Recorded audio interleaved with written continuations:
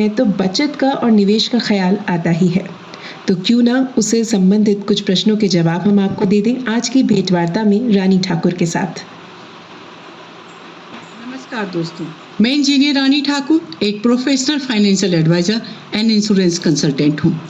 दोस्तों, आज आपके साथ मैं एक बहुत महत्वपूर्ण विषय पर चर्चा करने जा रही हूँ, जिसका मतलब है निवेश और उसके हमारे जीवन में क्या महत्व है, उसके क्या विकल्प हैं, इन सारे तथ्यों पर मैं आपसे चर्चा करने जा रही हूँ। दोस्तों, हम सब जानते हैं कि निवेश हमें करना चाहिए, लेकिन ये कैसे? यह एक ऐसा विषय है जो हर व्यक्ति के जीवन से जुड़ा है। हम सब मेहनत से कमाते हैं, परंतु अक्सर यह प्रश्न उठता है कि उस कमाई का क्या किया जाए ताकि यह सिर्फ आज ही की नहीं बल्कि आने वाले कल के लिए भी हमारे काम आए। इसलिए मैं इस विषय को चुनी हूँ आपके लिए। हम सब कमाते हैं, हमारे पास कमाई के हर किसी के जीवन का एक हिस्सा है, लेकिन सवाल यह है कि हमारी कमाई का कितना हिस्सा हमारे पास लंबे समय तक सुरक्षित रहता है। दोस्तों, यदि हम सिर्फ कमाते हैं और खर्च कर देते हैं तो जीवन भर हमें आर्थिक असुरक्षा बनी रहती है। लेकिन अगर हम सही समय पर सही जगह निवेश करें तो हमारी धन हमारी सबसे बड़ी ताकत और सहारा बन जाता है। इसलिए दोस्तों कहते हैं, if you save money, money will save you. तो देखते हैं निवेश करने से हमें क्या फायदे मिलते हैं। जैसे कि भविष्य की सुरक्षा। निवेश जो है वो हमें भविष्य की सुरक्षा देता है। हम सब जानते हैं जीवन अनिश्चित है। आकस्मिक बीमारी, दुर्घटना या किसी भी परिस्थिति में अगर हमारे पास निवेश है तो हमें दूसरों पर निर्भर नहीं रहना पड़ता है। और निवेश करने से लक्ष्यों की पूर्ति होती है, चाहे वो बच्चों की पढ़ाई हो, उनकी शादी हो या घर बनाने का सपना। निवेश इन लक्ष्यों को पूरा करने का साधन बनता है। इसके अलावा भी एक महत्वपूर्ण फायदा है, वो है नौकरी या व्यवसाय से आय सीमित होती है, लेकिन निवेश से मिलने वाली नियमित आमदनी वृद्धावस्था में हमें आत्मनिर्भर बनाती है। और दोस्तों, हम सब के लिए सेवानिवृत्ति के बाद जो आर्थिक सुरक्षा है वो अति आवश्यक है। ऐसा हम सब जानते हैं कि बुढ़ापे में हमें एक पेंशन मिलना चाहिए। आर्थिक सुरक्षा भी हमें निवेश देता है। कैसे? निवेश हमें आत्मविश्वास देता है कि हम अपने फैसले खुद ले सकते हैं, क्योंकि हमारे पास वित्तीय मजबूती होती है। अपने आसपास में भी आप देखते होंगे जिनके पास आर्थिक सुरक्षा है, स्वतंत्रता है, वो अपने निर्णय लेने में काफ़ी सक्षम होते हैं। अब हम निवेश के प्रकार के बारे में बात करते हैं। आज के विषय में निवेश के कई साधन उपलब्ध हैं हमारे पास में। जो सबसे पारंपरिक तरीका है, जो हम अपनी मम्मी, नानी, दादी से सुनते आए हैं, वो है बचत खाता और फिक्स डिपॉजिट।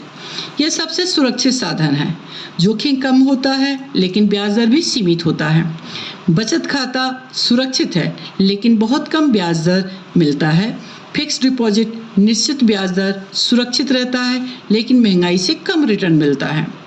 इसी तरह से आप आरडी ओपन कर सकते हैं। हर महीने थोड़ी रकम जमा करके सुरक्षित एक बड़ा धन भी बना सकते हैं। वैसे एक उपयोगी तरीका है जो हमारे देश में सबसे ज़्यादा लोकप्रिय है, बीमा पॉलिसी लेना। बीमा केवल सुरक्षा नहीं देता बल्कि बचत और निवेश का एक साधन भी है। जीवन बीमा आपके परिवार को कठिन समय में आर्थिक सहारा देता है। जैसे लाइफ इंश्योरेंस है, परिवार को सुरक्षा के साथ साथ कुछ योजनाओं में अच्छा रिटर्न भी देता है। वहीं हेल्थ इंश्योरेंस, आप जब बीमार होते हैं तो पूरे बीमारी के इलाज और मेडिकल खर्चा प्रदान करता है।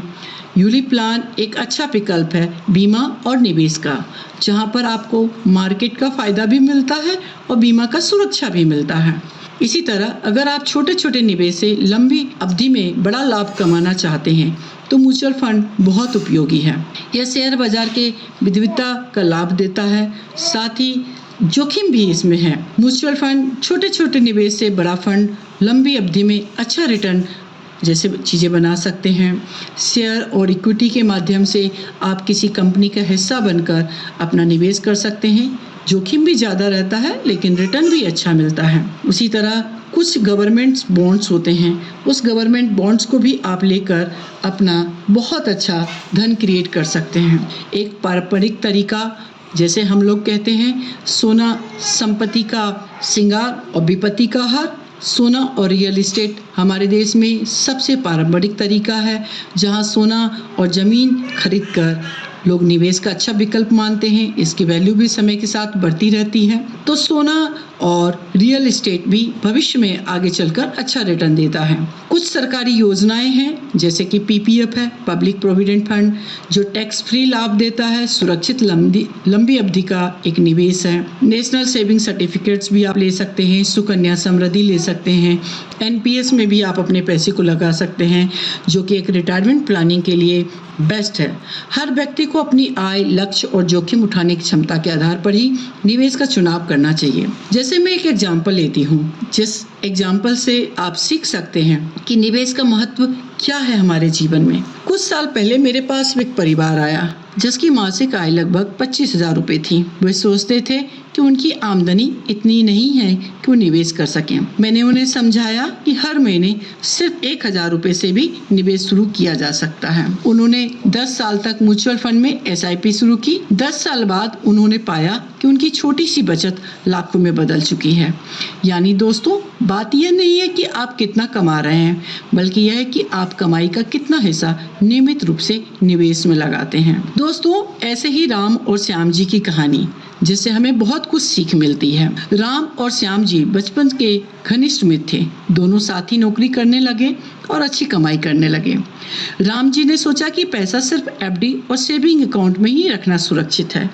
उन्होंने बीमा को कोई खर्च समझकर नजरअंदाज कर दिया और निवेश को जोखिम भरा मानकर कभी शुरू ही नहीं किया। श्याम जी ने समझदारी से फैसला लिया, थोड़े पैसे एफडी में रखे स्थिरता के लिए, बीमा लिया परिवार की सुरक्षा के लिए, और एसआईपी म्यूचुअल फंड में निवेश शुरू किया भविष्य की बढ़त के लिए। एक दिन दोनों दोस्तों का एक सड़क दुर्घटना में असमय निधन हो गया। राम की पत्नी और बच्चे अचानक सहारे से वंचित हो गए। उनकी एफडी कुछ महीनों तक काम आई, लेकिन बड़े खर्च, बच्चों की पढ़ाई, घर का खर्च, भविष्य की जरूरतें सब अधूरी रह गई। परिवार आर्थिक संकट में आ गया। श्याम जी का बीमा क्लेम होते ही परिवार को बड़ी राशि मिल गई, जिससे घर की सुरक्षा बनी। उनका निवेश समय के साथ अच्छा बढ़ चुका था, जिससे बच्चों की पढ़ाई और भविष्य की जरूरतें पूरी हुई। परिवार को दुख तो हुआ, लेकिन आर्थिक रूप से वो मजबूत और सुरक्षित रहे। इस कहानी से हमें यही सीख मिलती है दोस्तों कि अनहोनी कभी भी बताकर नहीं आती है।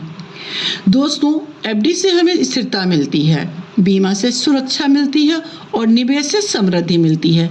जो तीनों अपनाता है वही हमारे परिवार को हर परिस्थिति में सुरक्षित और खुशहाल रख पाता है।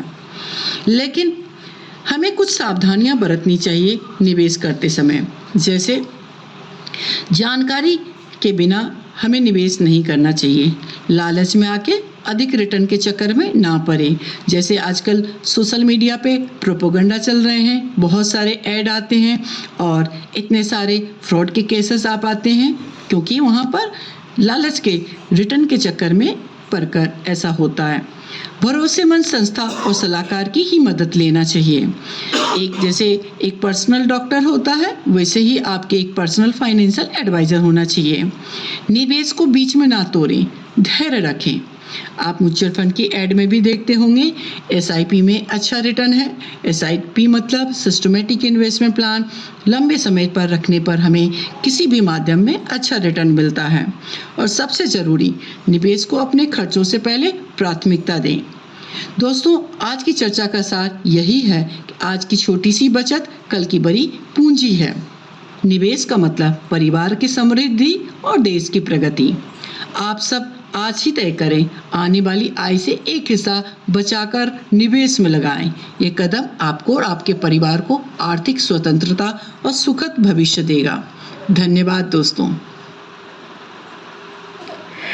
सखियों, उम्मीद करते हैं कि आपको आज की भेंट वार्ता पसंद आई होगी और जितनी भी आपकी आय है उसका कुछ हिस्सा आप ज़रूर निवेश करेंगे, ताकि वो आपके कल के लिए काम आ सके।